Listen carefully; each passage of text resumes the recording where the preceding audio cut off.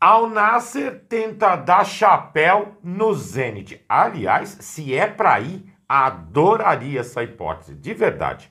Rossi responde o que todos os torcedores do Flamengo querem saber. O Diego Alves, né?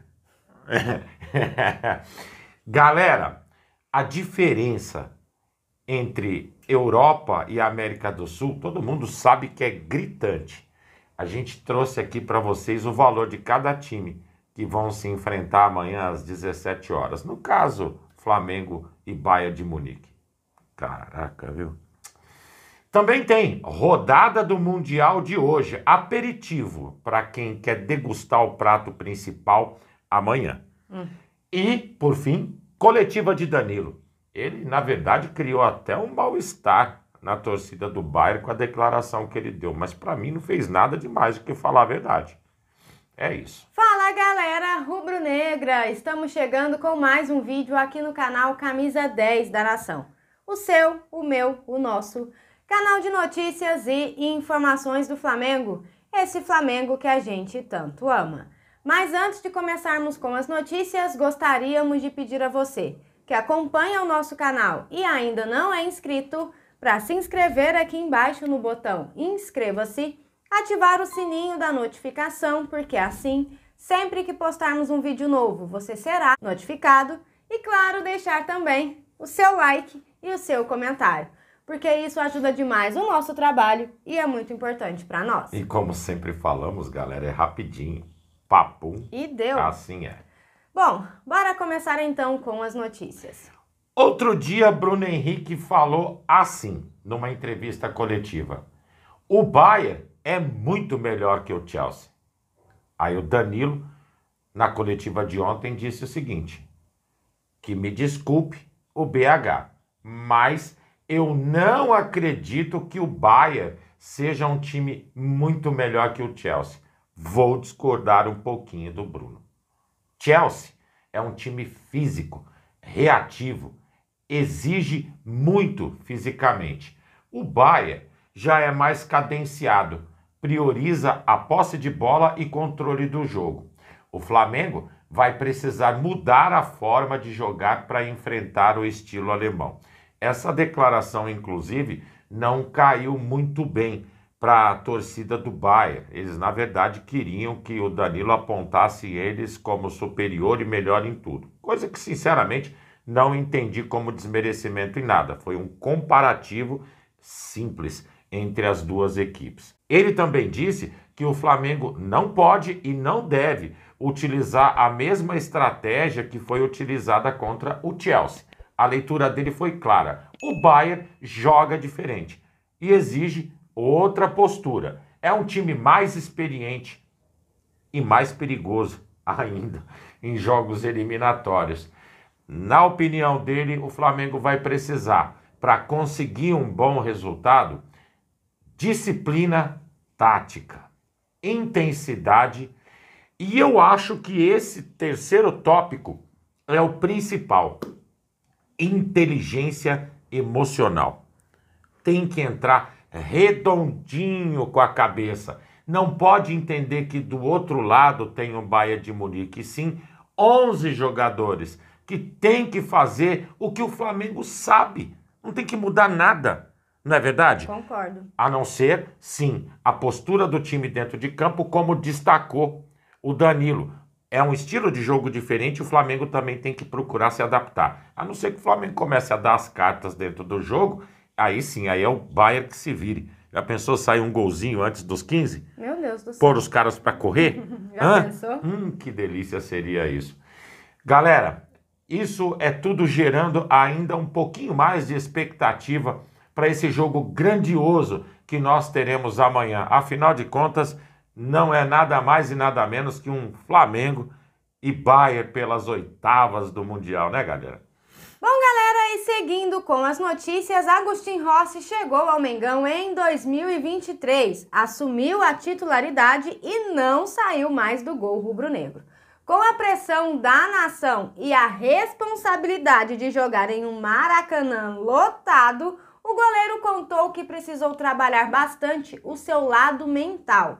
o argentino destacou como superou esse desafio para se firmar como o número 1 do Flamengo e cair nas graças da torcida. Ele disse o seguinte: como goleiro, quando sentimos que somos importantes, não só para o time, mas para o clube e para a torcida, isso muda muito a nossa cabeça.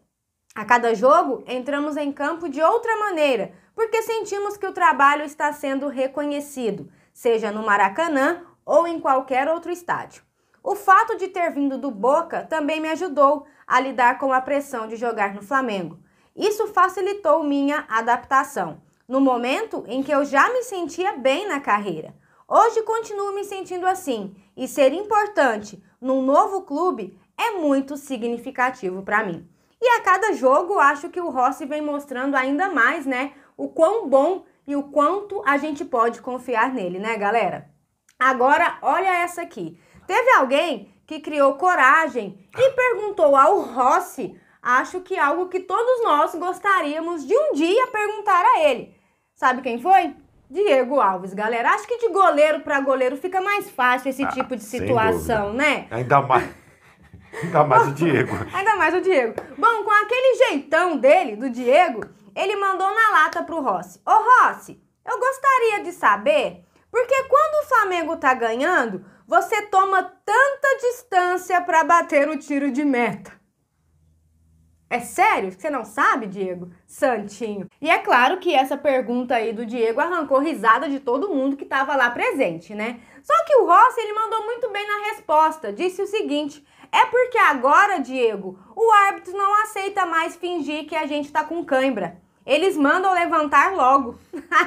Foi na lata, hein? Fala o que quer, ouve o que não quer. Que momento isso, né? O Diego, que também era mestre na catimba, querendo saber o porquê que o Rossi dá, às vezes, só às vezes, né, galera? Nem sempre, uma enroladinha de nada, né? Nada demais isso. Quase nada, né? Não, que isso? Seguindo com as notícias, galera, hoje pelo Mundial teremos 2 confrontos que já são eliminatórios. Primeiro, às 13 horas se enfrentam Palmeiras e Botafogo, confronto e clássico nacional. E, infelizmente, um deles tem que ir embora. Ou felizmente, aí fica a critério de cada um. Para mim, de verdade, tanto faz. E o segundo jogo, às 17 horas, entre Benfica e Chelsea. Para esse jogo, inclusive, tem uma curiosidade. O técnico do Benfica disse que analisou a partida entre Flamengo e Chelsea para mais ou menos entender o que, primeiro, ele tem que fazer dentro de campo e, segundo, versus temperatura que vai estar no momento, como imprimir um ritmo contra os ingleses. Ele usa isso como uma arma secreta. A ver, 2 jogos importantes para nós rubro-negros é aquele que você senta no sofá, pega uns petiscos, um aperitivo e assiste de camarote. Hoje, pelo menos, né? Amanhã já não digo mesmo, mas hoje tá assim. Amanhã, meus amigos, é maracujina na veia. Não é? Bom, galera, e seguindo com as notícias, gente, e essa situação do Gerson, hein? Eu sei que a gente tinha combinado de deixar esse assunto para depois do Mundial, mas é que surgiu coisa nova aí no meio do caminho, galera. A pedido de Jorge Jesus, que está muito perto de assinar com o Al Nassr, o clube árabe entrou forte na jogada e quer dar um chapéu no Zenit, que já tinha sinalizado que pagaria, viu, a multa rescisória de 25 milhões de euros.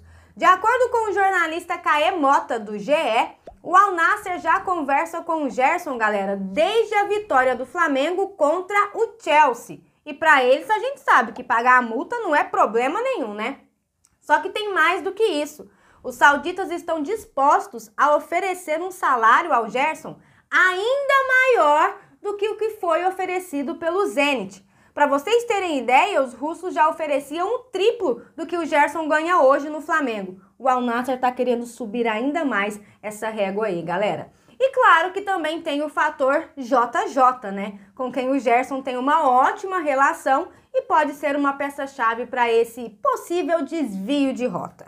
Agora, com a partida contra o Bayern próxima de acontecer, a tendência é que essa definição só role aí na semana que vem. Mas o Al Nassr ainda não jogou a toalha Eles sabem do acerto que o Gerson tem com o Zenit e que já está praticamente fechado, mas prometeram ir até o fim, até o dinheiro cair na conta do Flamengo.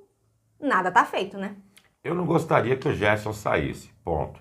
Se for para sair, que vá para o time do JJ. Zenit não. Galera, seguindo com as notícias, a parada é mais ou menos assim. Toda vez que o Flamengo entra em campo na América do Sul, sempre um dos assuntos que vem à tona é o time milionário, que tem 2, 3, 4, 5, 6 vezes o valor de time maior que o rival. Assim, a gente já ouve há alguns bons anos. Dentro da América do Sul, hoje, o time mais valioso em termos de investimento é o Palmeiras, devido às contratações que foram feitas nesse início de ano, e o Flamengo, em valores, basicamente não contratou nada, não é verdade? Independente de qualquer coisa, olha a disparidade entre Flamengo e Bayern, que entrarão em campo amanhã. O Mengão tem um valor de 221,3 milhões de reais. É o segundo time mais valioso da América do Sul, como disse. O Bayern, 903,5 milhões de reais. Brincadeira, não? Uma diferença enorme, né? Disso a gente já meio que tinha uma ideia, mas que é isso, hein? O fato é que mesmo com toda essa disparidade, o Flamengo tem plenas condições, sim, de competir dentro de campo amanhã frente a esse gigante alemão. Mas às vezes a gente não consegue entender as coisas, né? Quando vê números como esse, fica algo bem absurdo, não fica? É assustador. Depois de ver isso, nem quero ver a diferença de valores de um Paris Saint-Germain e de um Real Madrid, que deve ser coisa mais monstruosa ainda. É melhor nem procurar, nem procura. Eles vão trazer esses números, é só a gente passar e ter o confronto.